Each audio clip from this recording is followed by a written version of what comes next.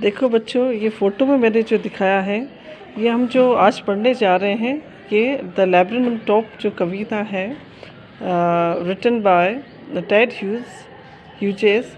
ये हम लैब्रिनम टॉप पढ़ने जा रहे हैं। और अभी मैंने जो आपको ये दो चित्र दिखाए थे, उसमें एक लैब्रिनम का है। लैब्रिनम एक ट्री है। नीचे जैसे लिखा हुआ है, लैब्रिनम का मतलब a short tree with hanging branches, yellow flowers and poisonous seeds, कि ये एक छोटा सा पेड़ है जिसकी शाखाएं झूलती हुई होती हैं और इसके जो फ्रूट्स जो होते हैं वो बड़े जहरीले होते हैं। फिर है goldfinch, a small singing bird with yellow feathers on its wings. Goldfinch जो है एक छोटी चिड़िया होती है जिसके पंख जो है वो छोटे छोटे पंख होते हैं और वो येलो कलर के होते हैं और ये हमेशा चहचहाती रहती है, सिंगिंग बर्ड है। The laburnum top, Ted Hughes is describing here in this poem about the mutual relationship between the laburnum top and goldfinch।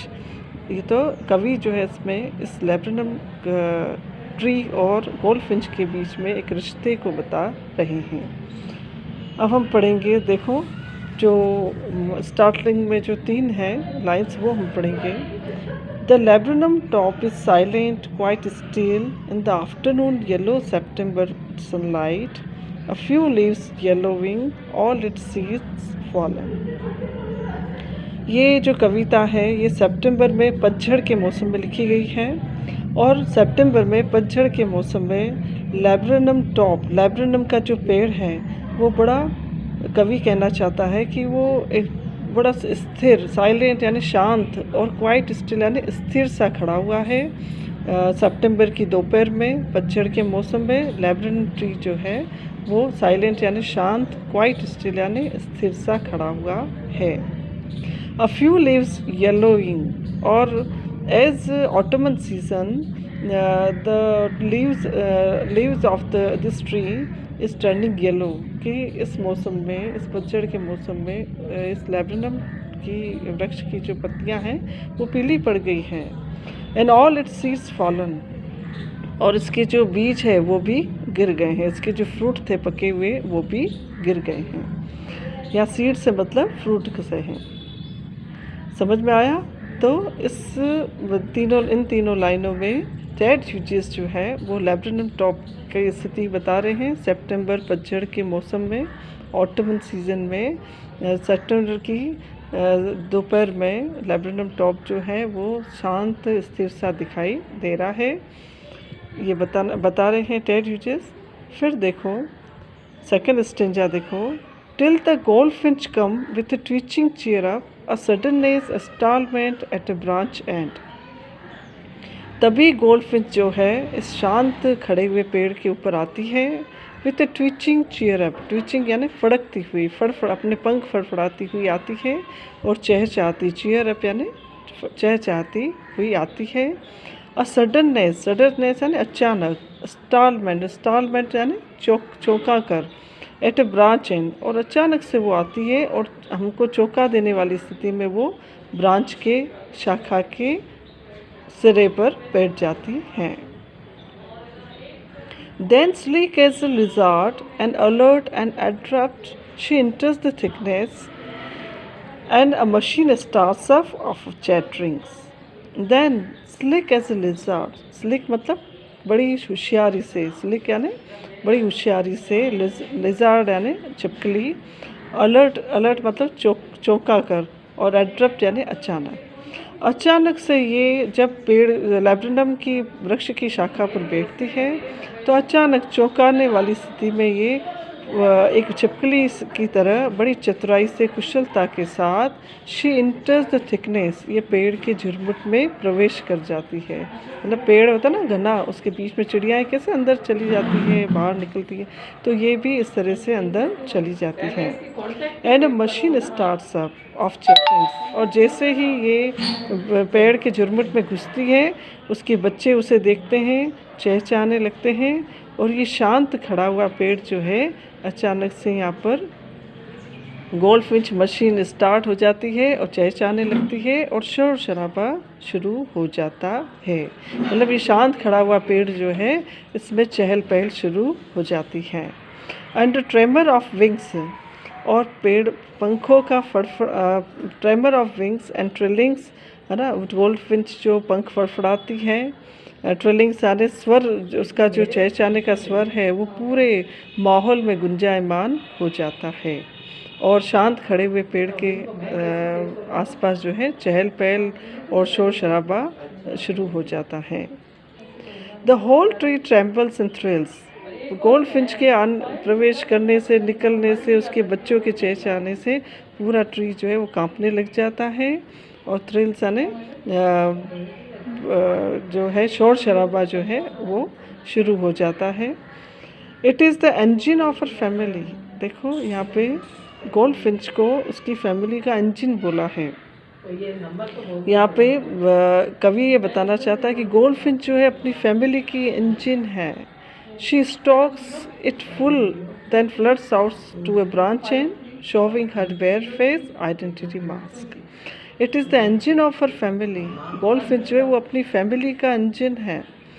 She stocks it full, वो जैसे इंजन में फ्यूल भरा जाता है वैसे ही गोल्डफिंच इस पेड़ पर आती है, झुरमुट में प्रवेश करती है और अपने बच्चों को खाना खिलाती है, उनमें फ्यूल डालती है। फ्यूल यानी ईंधन, यहाँ ईंधन से मतलब है खाना खिलाने, वो अपने बच्चों को फीडिंग करने आती है।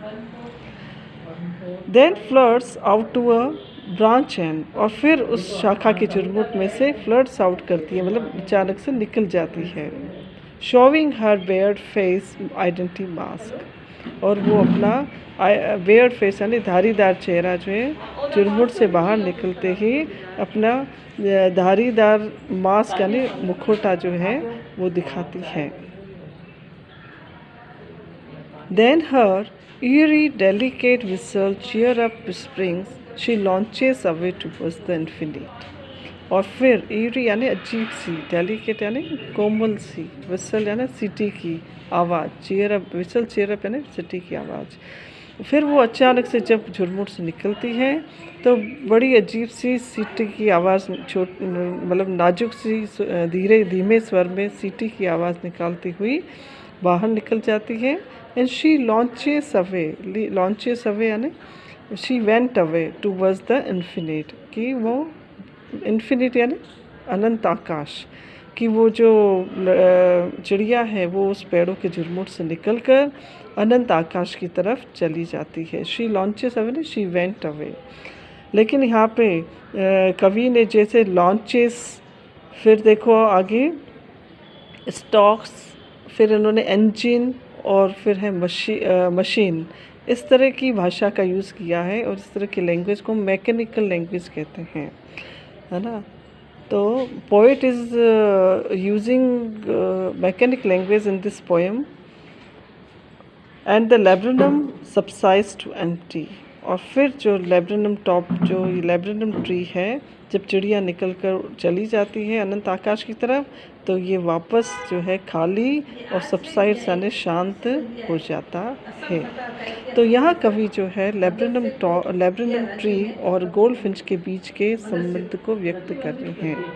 देखो लैब्रेनम जो ट्री है, क्योंकि पॉइजनस ट्री है, इसके आसपास कोई नहीं आता है, लेकिन गोल्डफिंच जो है वो अपने बच्चों को अपना नेस्ट बनाती है, अपने बच्चों को उस पर रखती है, क्योंकि पॉइजनस होने के कारण उसे मालूम है कि मेरे बच्चों, कोई भी इस पेड़ के आसपास नहीं आएगा और मेरे बच्चों को इससे कोई खतरा नहीं है।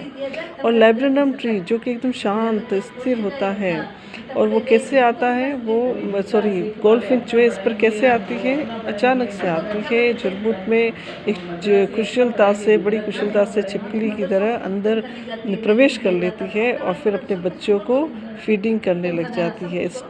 शी स्टॉक्स इट यानी बच्चों को, वो अपने बच्चों को खाना खिलाने लग जाती है। वो मशीन की तरह आती है, मशीन जैसे आवाज़ करती है वैसे वो लैब्रेनम टॉप के अंदर झुरमुट में प्रवेश करते ही आवाज़ करने लग जाती है, उसके बच्चे भी चहचहाट करने लग जाते हैं और शांत पड़ा हुआ जो वृक्ष है वो चहचहाट और शोरगुल से गुंजायमान हो जाता है। तो यहाँ पे जो है लैब्रेनम ट्री और गोल्डफिंच के बीच में पावर ऑफ लव दिखाई दे रहा है ना।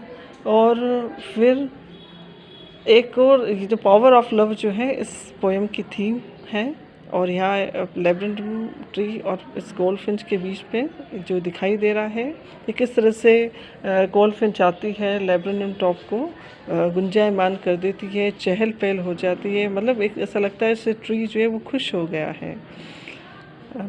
फिर जो है सेकंड थीम हम इसमें देखेंगे हार्डशिप इन लाइफ, है ना, कि जैसे द लैब्रेनम ट्री जो है वो पॉइजनस ट्री है, उसके आसपास कुछ नहीं, कोई नहीं आता है, तो उसकी भी जीवन में बड़ी हार्डशिप है ना, बड़ा एक कड़ी स्थिति है उस ट्री की। तभी गोल्डफिंच आती है और अचानक से उस पेड़ के आसपास आकर, अच्छा गोल्डफिंच भी जो है वो सुबह उठती है जल्दी अपने बच्चों के लिए दाना जो है चुग कर और इस ट्री पर आती है, क्योंकि उस ट्री पर उसके बच्चे हैं, वो उन बच्चों को खिलाने आती है। तो जैसे ही खिलाने आती है तो वो ये भी हार्डशिप ऑफ द गोल्डफिंच है, ये भी जो है कड़ी स्थिति है इस चिड़िया की, अपने बच्चों को खाना खिलाना आना कड़ी मेहनत का काम है। तो हम लोग एक हार्डशिप और पावर ऑफ लव जो है इस पोएम में लैब्रेनम ट्री और पक्षी के बीच में, गोल्डफिंच के बीच में देख सकते हैं। तो इस तरह से आपकी ये पोएम कंप्लीट हुई, द लैब्रेनम टॉप। आप इसको अच्छे से पढ़ें, सुने और समझें, और फिर मैं इसके क्वेश्चन आंसर आपको भेजूँगी जो आपको करना है। Thank you.